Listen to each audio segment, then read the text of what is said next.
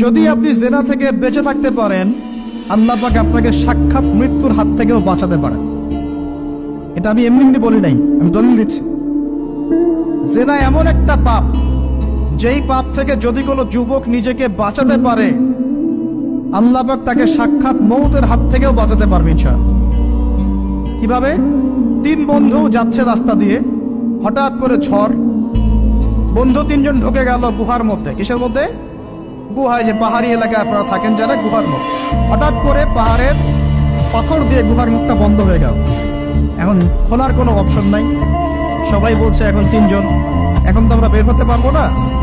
সবাই সবার নেক আমলের ওসিলা দিয়ে আল্লাহর কাছে দোয়া কর। কিসের ওসিলা দিয়ে?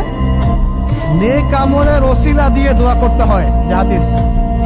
এই ছেলে বলছে, যুবক ছেলে, আল্লাহ আমার একজন চাচাতো বোন ছিল, তো চাচাতো বোনকে সে খুব ভালোবাসতো, তাকে সে পেতে চাইতো, মানে তার সাথে সেক্সুয়াল সম্পর্ক করতে চাই, সোজা কথা বলে।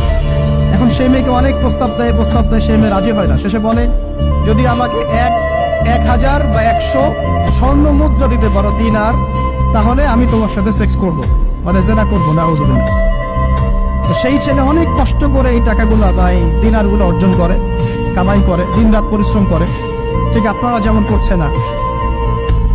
তো এরপর সে তার স্বর্ণ মুদ্রা দেয়, দিয়ে বলে যে এখন আমাকে আমার কাজ করতে দাও।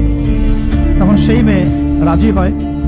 ঠিক যে মুহূর্তে তারা সেক্সুয়াল সম্পর্কটা করবে, ঠিক ওই মুহূর্তেই এই মেয়ে বলে ওঠে, হে আল্লাহর বান্দা, আল্লাহকে ভয় করো।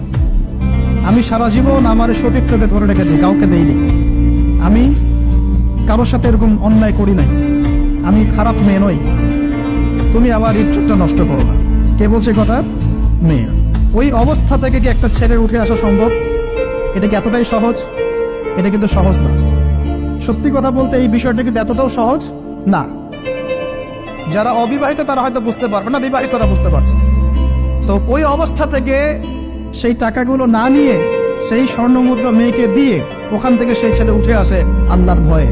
সে এখন গুহার মধ্যে আটকা পড়েছে, আল্লাহকে বলছে, আল্লাহ, ওই দিন ওই কাজ যদি তোমার সন্তুষ্টির জন্য করে থাকি, আজকে আমাকে মৃত্যুর হাত থেকে বাঁচাও।